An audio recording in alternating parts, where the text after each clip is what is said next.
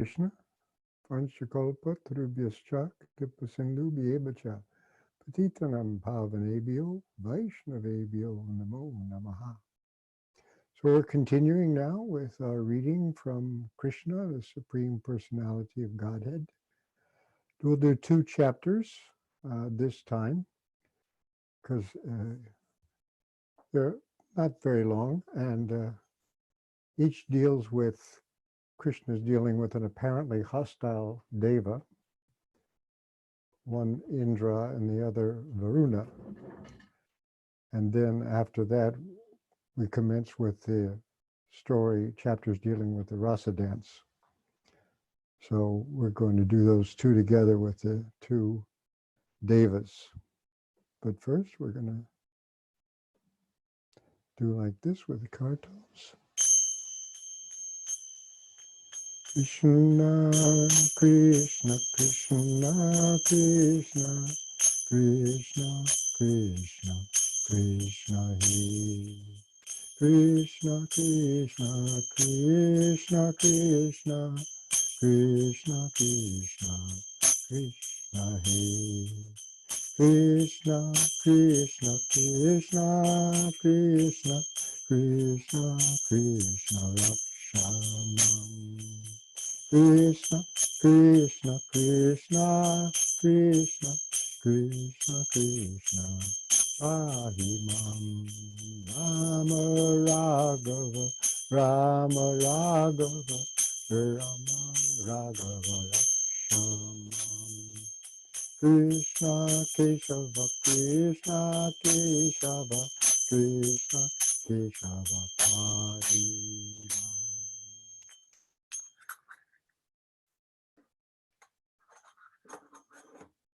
Vanchakalpa Tarubhyascha Kripasindu Bhyevacha Patitanam Bhavanebhyo Vaishnavebhyo Namo Namaha.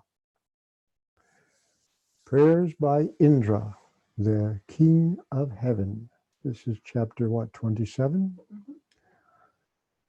When Krishna saved the inhabitants of Vrindavan from the wrath of Indra by lifting Govardhan hill, a Surabi cow from Goloka Vrindavan, as well as King Indra from the heavenly planets, appeared before him. So there are 2, a cow from Goloka Vrindavan and Indra from the heavenly planets. Indra, the king of heaven, was conscious of his offense before Krishna. Therefore, he stealthily appeared before him in a secluded place. He immediately fell down at the lotus feet of Krishna, although his own crown was dazzling like sunshine.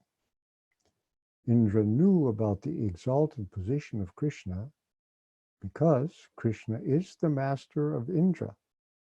But he could not believe that Krishna could come down and live in Vrindavana among the cowherd men.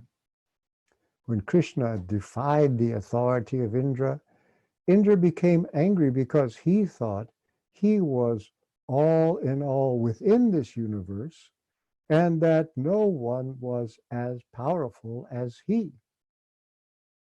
But after this incident, his false, puffed-up prestige was destroyed.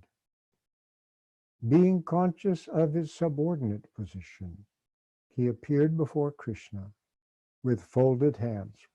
This is folded hands in Prabhupada's vernacular, Kritanjali, with folded hands, and began to offer the following prayers. My dear Lord, Indra said, being puffed up by my false prestige, I thought that you had offended me by not allowing the cowherd men to perform the Indra Yajna. And I thought that you wanted to enjoy the offerings that were arranged for the sacrifice.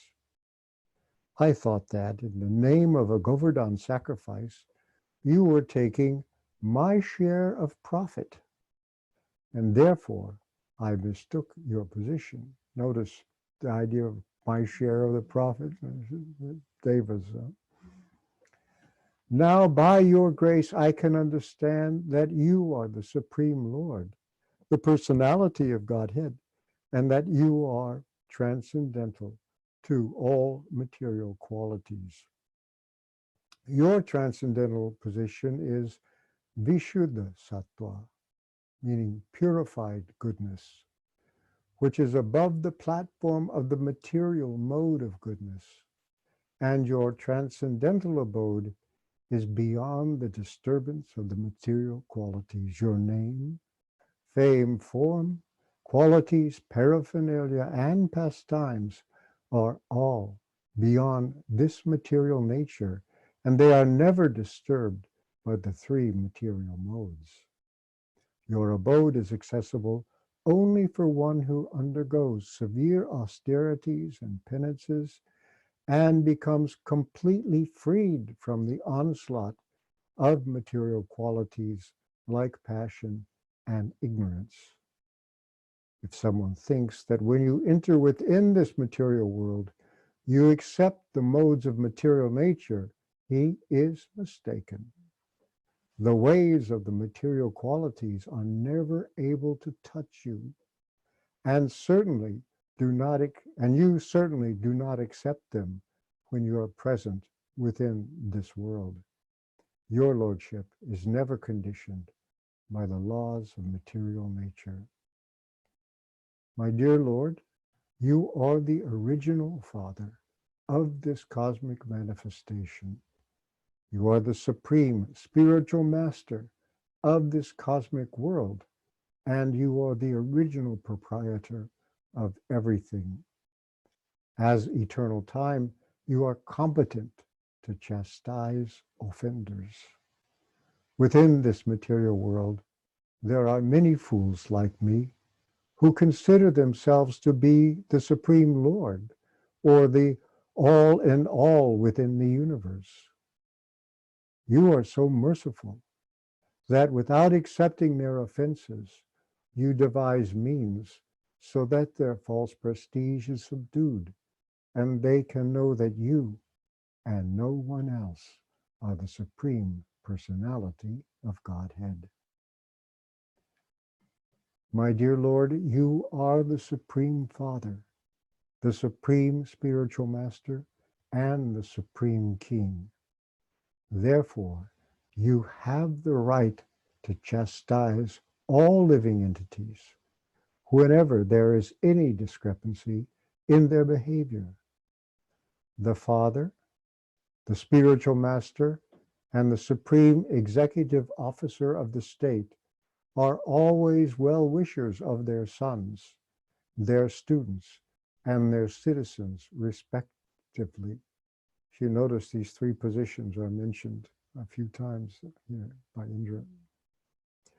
As such, the well-wishers, that is, those in those three positions, have the right to chastise their dependents.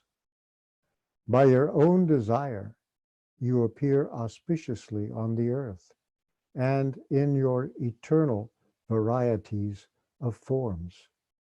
You come to glorify the earthly planet and specifically to chastise persons who are falsely claiming to be God. In the material world, there is a regular competition between different types of living entities to become supreme leaders of society, and after being frustrated in achieving the supreme position of leadership, foolish persons claim to be God, the Supreme Personality. There are many such foolish personalities in this world, like me. But in due course of time, when they come to their senses, they surrender unto you and again engage themselves properly by rendering service unto you. And that is the purpose of your chastising persons envious of you. My dear Lord, you are the Supreme Personality. Oh, I'm sorry. She moves the screen up and I don't catch it all the time. My dear Lord, I committed a great offense unto your lotus feet, being foully proud of my material opulences, not knowing your unlimited power. Therefore, my Lord, kindly excuse me, because I am fool number one. Kindly give me your blessings so that I may not act so foolishly again.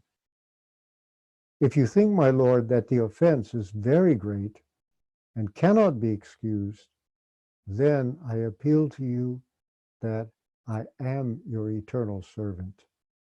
You appear in this world to give protection to your eternal servants and to destroy the demons who maintain great military strength just to burden the very existence of the earth. As I am your eternal servant, kindly excuse me.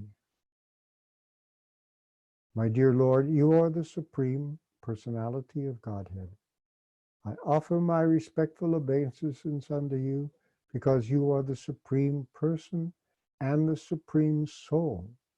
You are the Son of Vasudeva, and you are the Supreme Lord Krishna, the Master of all pure devotees. Please accept my prostrated obeisances. You are the personification of supreme knowledge. You can appear anywhere, according to your desire, in any one of your eternal forms. You are the root of all creation and the supreme soul of all living entities. Due to my gross ignorance, I created a great disturbance in Vrindavan by sending torrents of rain and a heavy hailstorm. I acted out of severe anger, caused by your stopping the sacrifice, which was to be held to satisfy me. But, my dear Lord, you are so kind to me that you have bestowed your mercy upon me by destroying all my false pride. I therefore take shelter of your lotus feet. My dear Lord, you are not only the Supreme Controller, but also the spiritual master of all living entities. Thus praised by Indra, Lord Krishna, the Supreme Personality of Godhead, smiled beautifully and then replied in a grave voice like a rumbling cloud, My dear Indra, I stopped your sacrifice just to show you my causeless mercy and to remind you that I am your eternal master. I am the master not only of you, but of all the other demigods as well. You should always remember that all your material opulences are due to my mercy. No living entity can independently become opulent. One must be favored by my mercy. Everyone should always remember that I am the Supreme Lord. I can show anyone my favor, and I can chastise anyone, because no one is superior to me. If I find someone overpowered by false pride, in order to show him my causeless mercy, I withdraw all his opulences. It is noteworthy that Krishna sometimes removes all of a rich man's opulences in order to facilitate his becoming a soul surrendered to him. This is a special favor of the Lord's. Sometimes it is seen that a person is very opulent materially, but due to his devotional service to the Lord, he may be reduced to poverty. One should not think, however, that because he worshiped the Supreme Lord, he became poverty-stricken. The real purport is that when a person is a pure devotee, but at the same time, by miscalculation, wants to lord it over material nature, the Lord shows his special mercy by taking away all material opulences until, at last, he surrenders unto the Supreme Lord. After instructing Indra, Lord Krishna asked him to return to his kingdom in the heavenly planets and to remember always that He is never the supreme, but is always subordinate to the Supreme Personality of Godhead. He also advised him to remain as King of Heaven, but to be careful of false pride. After this, the transcendental Surabhi cow, who had come with Indra to see Krishna, offered her respectful obeisances unto him and worshipped him. The Surabhi offered her prayer as follows. My dear Lord Krishna, you are the most powerful of all mystic yogis because you are the soul of the complete universe, and only from you has all this cosmic manifestation taken place. Therefore, although Indra tried his best to kill my descendant cows in Vrindavan, remember when the rain came, the cows were also afflicted. Although Indra tried his best to kill my descendant cows in Vrindavan, they remained under your shelter, and you have protected them all so well. We do not know anyone else as the Supreme, nor do we go to any other god or demigod for protection. Therefore, you are our Indra. You are the Supreme Father of the whole cosmic manifestation, and you are the protector and elevator of all the cows, brahmanas, demigods, and others who are pure devotees of your lordship. O super soul of the universe, let us bathe you with our milk, for you are our Indra. O Lord, you appear just to diminish the burden of impure activities on the earth. Then the Surabhi cow bathed Krishna with her milk, and Indra bathed him with the water of the celestial Ganges through the trunk of his carrier elephant. Indra bathed him means Krishna. The Surabhi bathed Krishna with her milk, and Indra bathed him, as a capital H, with the water of the celestial Ganges through the trunk of his carrier elephant. So 2 baths, right? The Surabhi and Indra. After this, the Surabhi cows and all the demigods and their mothers joined the heavenly king, Indra, in worshiping Krishna by bathing him with Ganges water and the milk of the Surabhis. Thus Govinda, Lord Krishna, was pleased with all of them. The residents of all higher planetary systems, such as Gandharva Loka, Vidyadhara Loka, Siddha Loka, and Charana Loka, all combined and glorified the Lord by chanting his holy name, as their wives and damsels danced with great joy. They very much satisfied the Lord by incessantly pouring flowers from the sky. So another bath of flowers. When everything was nicely and joyfully settled, the cows overflooded the surface of the earth with their milk. The waters of the rivers began to flow with various tasty liquids and give nourishment to the trees, producing fruits and flowers of different colors and tastes. The trees began to pour drops of honey. The hills and mountains began to produce potent medicinal plants and valuable stones. Because of Krishna's presence, all these things happened very nicely. And the lower animals, who were generally envious of one another, were envious no longer.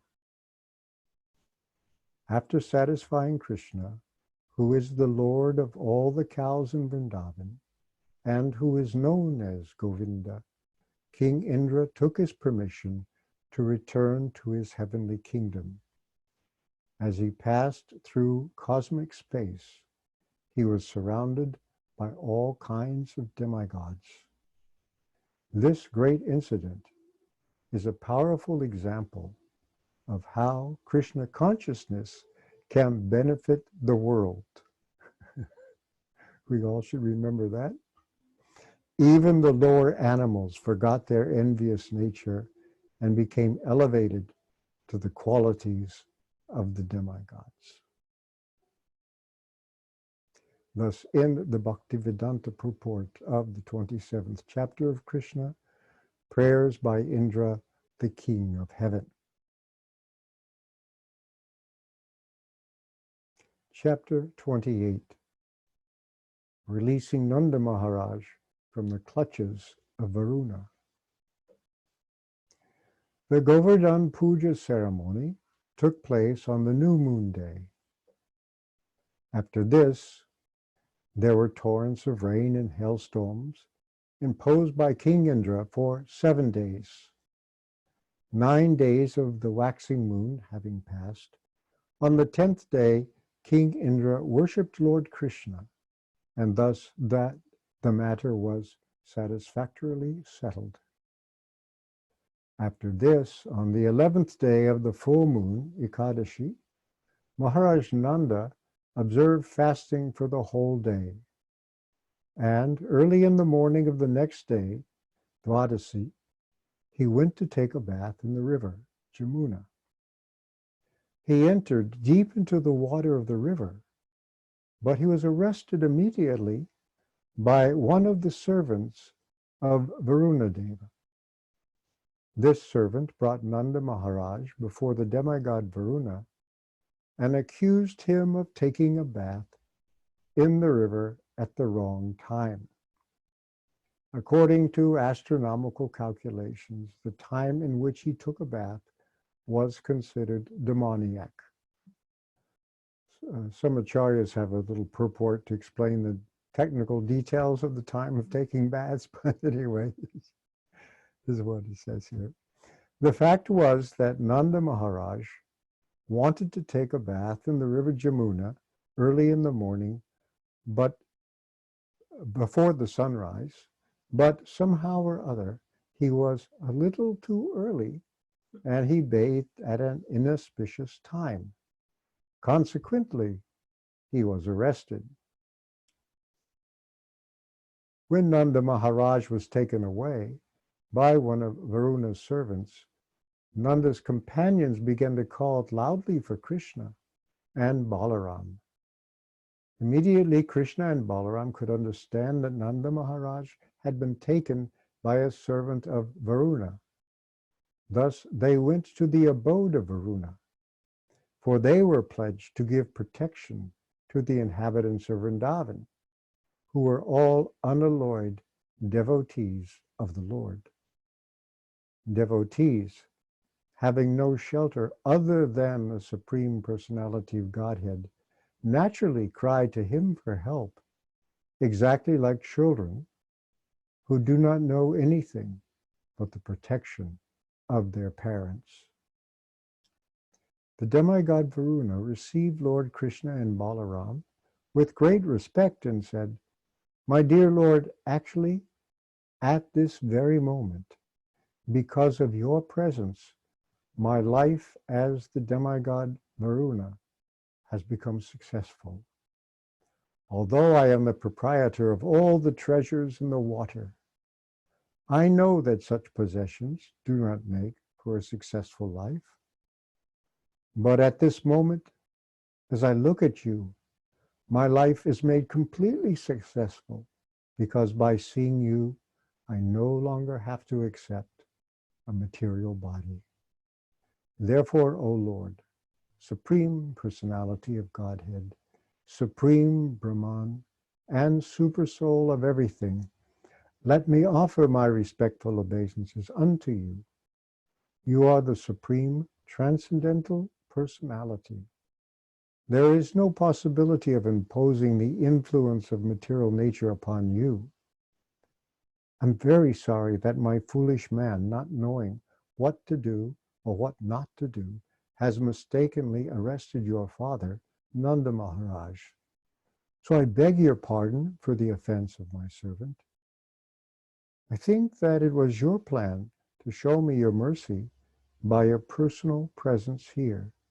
My dear Lord Krishna, Govinda, be merciful upon me. Here is your father. You can take him back immediately. In this way, Lord Krishna, the Supreme Personality of Godhead, rescued his father and presented him before his friends, bringing them great jubilation.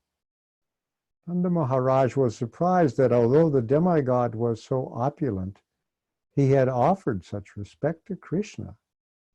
That was very astonishing to Nanda, and he began to describe the incident to his friends and relatives with great wonder. Actually, although Krishna was acting so wonderfully, Mahārāja Nanda and Mother Yashoda could not think of him as the Supreme Personality of Godhead. Instead, they always accepted him as their beloved child. Thus, Nanda Mahārāja did not accept the fact that Varuṇa had worshipped Krishna because he is the Supreme Personality of Godhead. Rather, he took it that because Krishna was such a wonderful child, he had been respected even by Varuṇa. The friends of Nanda Mahārāja, or the cowherd men, became eager to know if Krishna was actually the Supreme Personality, and if he was going to give them all salvation.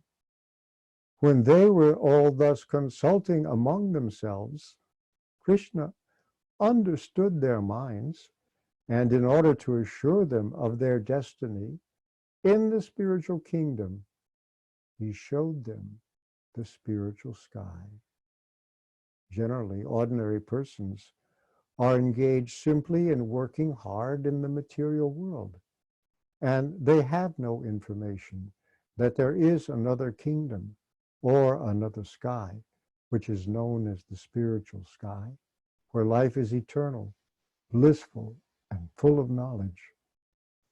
As it is stated in the Bhagavad Gita, a person returning to that spiritual sky never returns to this material world of death and suffering. Krishna, the Supreme Personality of Godhead, is always eager to give information to the conditioned souls that there is a spiritual sky far, far beyond this material sky, transcendental to the innumerable universes created within the total material energy. Krishna is, of course, always very kind to every conditioned soul, but as stated in the Bhagavad Gita, he is especially inclined to the pure devotees. Hearing their inquiries, Krishna immediately thought that his devotees in Vrindavan should be informed of the spiritual sky and the Vaikuntha planets therein. Within the material world, every conditioned soul is in the darkness of ignorance. This means that all conditioned souls are under the concept of bodily existence. Everyone is under the impression that he is of this material world. And with this concept of life, everyone is working in ignorance in different forms of life. The activities of the particular type of body are called karma, or fruitive action. All conditioned souls, being under the impression of the bodily concept, are working according to their particular type of body. These activities are creating their future conditioned life. Because they have very little information of the spiritual world, they do not generally take to spiritual activities, which are called bhakti yoga. Those who successfully practice bhakti yoga go directly to the spiritual world after giving up this present body, and there they become situated in one of the Vaikuntha planets. The inhabitants of Vrindavan are all pure devotees. Their destination after quitting the body is Krishna Loka. They even surpass the Vaikuntha Lokas. The fact is that those who are always engaged in Krishna consciousness and mature, pure devotional service are given the chance after death to gain Krishna's association in one of the universes within the material world. Krishna's pastimes are continuously going on, either in this universe or in another universe. Just as the sun globe is passing over many places across this earthly planet, so Krishna Leela, or the transcendental advent and pastimes of Krishna, are also going on continuously, either in this or another universe.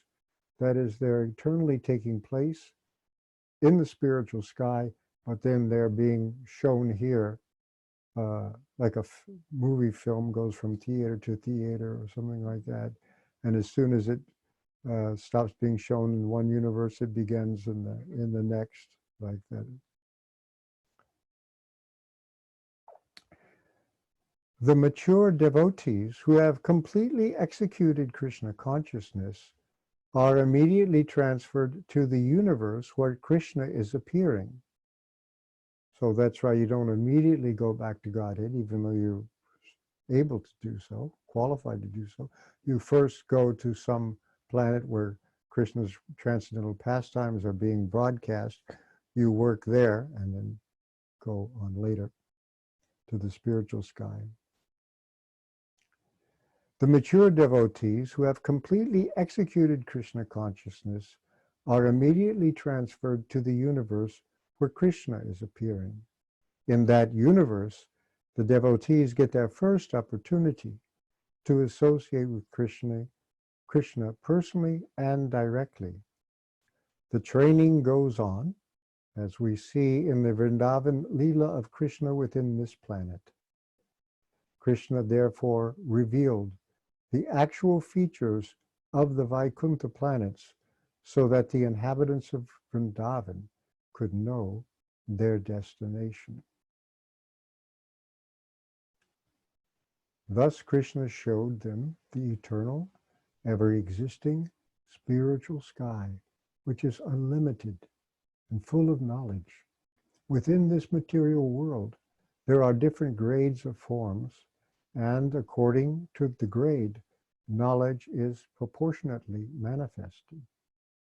For example, the knowledge in the body of a child is not as perfect as the knowledge in the body of an adult man. Everywhere there are different grades of living entities, in aquatic animals, in the plants and trees, in the reptiles and insects, in birds and beasts, and in the civilized and uncivilized human forms of life. Above the human form of life, there are the demigods, Charanas and Siddhas, on up to Brahmaloka, where Lord Brahma lives. And among these demigods, there are always different grades of knowledge. But beyond this material world, in the spiritual sky, everyone is in full knowledge, and therefore all the living entities there are engaged in devotional service to the Lord, either in the Vaikuntha planets or in Krishna Loka. As it is confirmed in the Bhagavad Gita, full knowledge means knowing Krishna to be the Supreme Personality of Godhead. In the Vedas and the Bhagavad Gita, it is also stated that in the Brahma Jyotir, or spiritual sky, there is no need of sunlight, moonlight, or electricity. All the planets there are self-illuminating, and all of them are eternally situated. There's no question of creation and annihilation in the Brahma Jyotir, or spiritual sky. The Bhagavad Gita also confirms that beyond the material sky, there is another eternal spiritual sky where everything is eternally existing.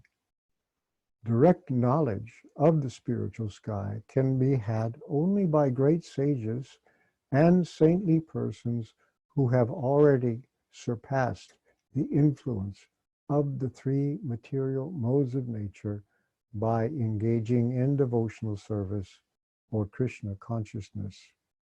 Unless one is constantly situated on that transcendental platform, it is not possible to understand the spiritual nature. Therefore, it is recommended that one should take to Bhakti Yoga and keep himself engaged 24 hours a day in Krishna consciousness, which places one beyond the reach of the modes of material nature. One in Krishna consciousness can easily understand the nature of the spiritual sky and Vaikuntha Loka. The inhabitants of Vrindavan, being always engaged in Krishna consciousness, could therefore very easily understand the transcendental nature of the Vaikuntha Lokas. Thus Krishna led all the cowherd men, headed by Nanda Mahārāja, to the lake where Akrura would later be shown the Vaikuntha planetary system. They took their bath immediately and saw the real nature of the Vaikuntha Lokas. After seeing the spiritual sky and the Vaikuntha Lokas, all the men, headed by Nanda Mahārāja, felt wonderfully blissful, and coming out of the lake, they saw Krishna, who was being worshipped with excellent prayers. Thus ends the Bhaktivedanta purport of the 28th chapter of Krishna, releasing Nanda Mahārāja from the clutches of Varuṇa.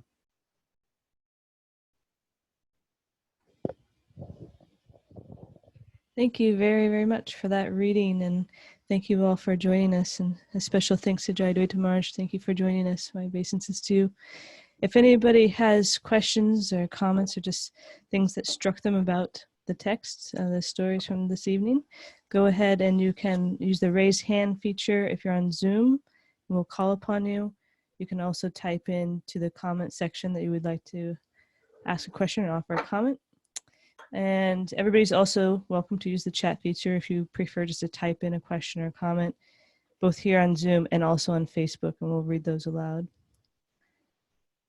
To begin with, Akendra Prabhu says, "Thank you for reading to us!" Exclamation point. The pleasure. I especially love the statement, Nanda Maharaj did not accept the fact that Varuṇa had worshipped Krishna because he is the Supreme Personality of Godhead. Rather, he took it that because Krishna was such a wonderful child, he had been respected even by Varuṇa. Yeah. Nanda Maharaj was so in love with Krishna's winning personality, and that's all he cared about, no matter what extraordinary things happened. I always find that transcendently hilarious. I agree. It is. I was also taking note that we had 3 different instances where, so Indra didn't really recognize Krishna as Krishna until later. And then we had Varuṇa who recognized Krishna as Krishna. And then we have Nanda Maharaj who didn't recognize Krishna as Krishna for a totally different reason. It's kind of interesting, right? All these 2 chapters. Yeah, the inhabitants of Vrindavan occasionally know Krishna as God, but they don't really care about that part. Yeah. And Anindita has a question or comment. Go ahead and unmute yourself. Hare Krishna, Gurudev. Hare Krishna. Thank you so much for reading to us, Gurudev, especially when you were reading the part where Krishna is speaking to Indra.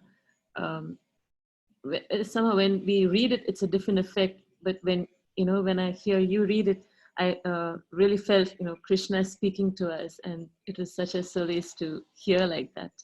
Thank you. Well, thank you. I had another question, like in the next chapter about Varuṇa, Krishna talks about how when, depending on our knowledge and our practice of Krishna consciousness, we will be able to enter the transcendental abode. I was thinking, like he says, how when we engage in Krishna consciousness 24 hours of the day, and I was just thinking about that, how difficult it is for me to even comprehend what that is, to be engaged in Krishna consciousness 24 hours of the day.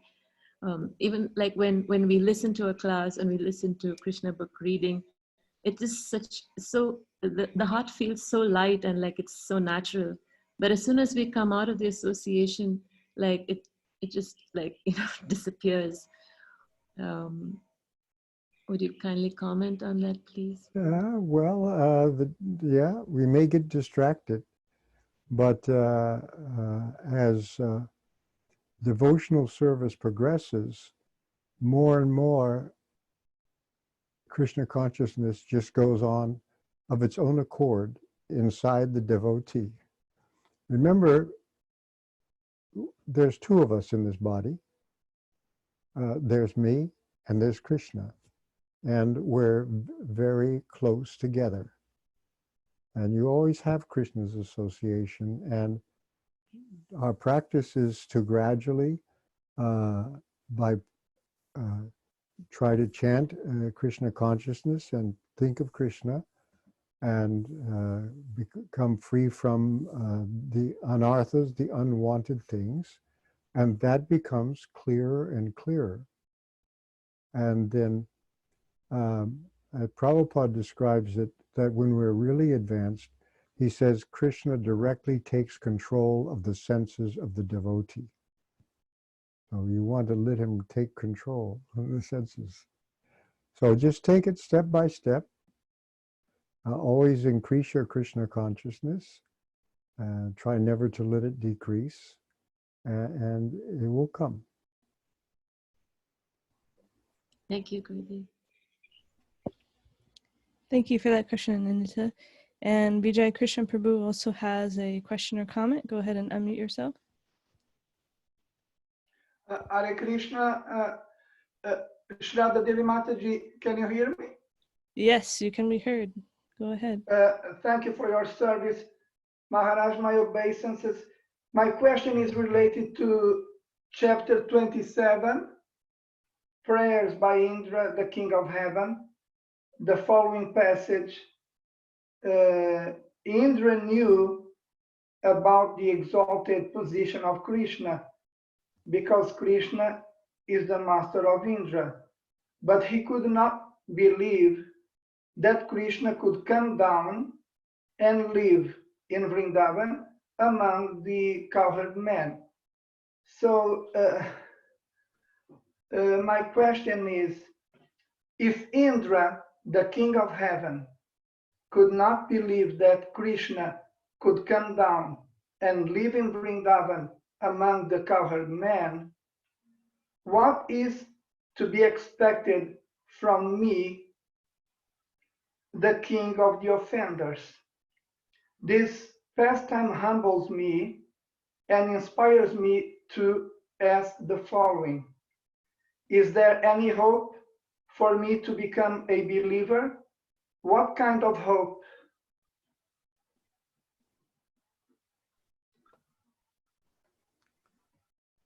What kind of hope? I couldn't hear the last part. The point is... Mahārāja, I need to know if there is hope for me to... Lord Indra, the King of Heaven, was there not believing in Krishna's pastimes. But I am inferior to Lord Indra, so what kind of hope is there for me to become a believer in Krishna's pastimes? Because you have the mercy of Srila Prabhupada. And what Indra was thinking of Krishna in Vaikuntha, as majestic, as the Lord of everything, he didn't expect to see him as a barefoot country boy. That was the astonishing thing. He's full of all opulences. He could be easily thinking if he saw him in majesty and glory, but he saw him in this more intimate way, just like a village boy, and playing like that. So this is the special nature of Vrindavan. Krishna himself only comes once in a day of Brahma. That is to say, he shows his Vrindavan pastimes. Otherwise, Krishna is always very majestic. And so this is the special where his beauty overpowers his majesty. I think that's the point that's being made there.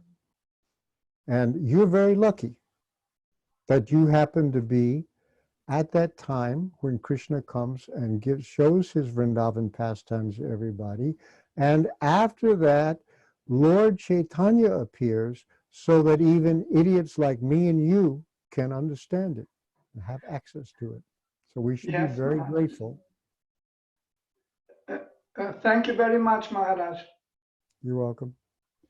Thank you for that question, Vijay Krishna Prabhu. And one comment I'd make with that is I also found it significant, although Indra made this pretty major blunder and even put Krishna's dearest devotees in harm's way in one sense, Krishna still forgave him. He didn't reject him. He even allowed him to continue on in his post, which is he did.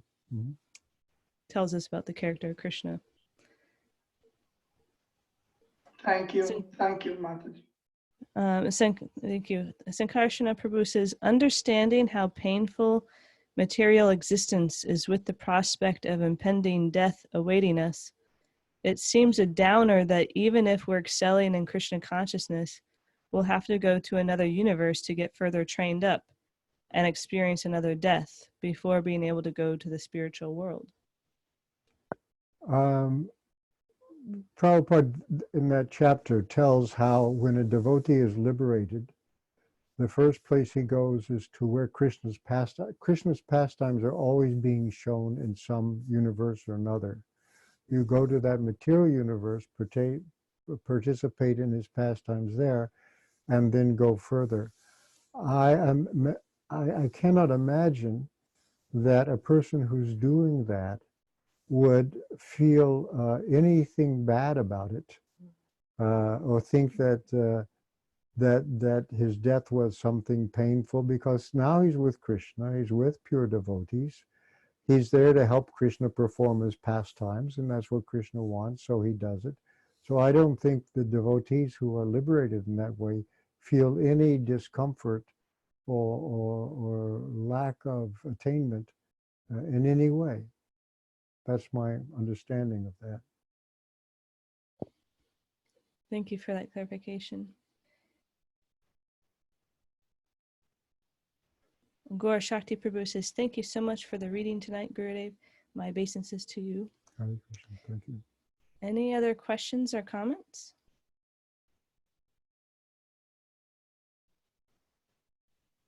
Okay, I think we can wrap it up for this evening. Yeah, okay. The next the next chapter is the chapter called The Rasa Dance Introduction. That's chapter 29. So we get into another interesting pastime. Thank you very much. Srila Prabhupada ki jai, Shri Krishna Bhakti ki jai. Thank you, everybody. Jai Jai. Krishna. Thank you.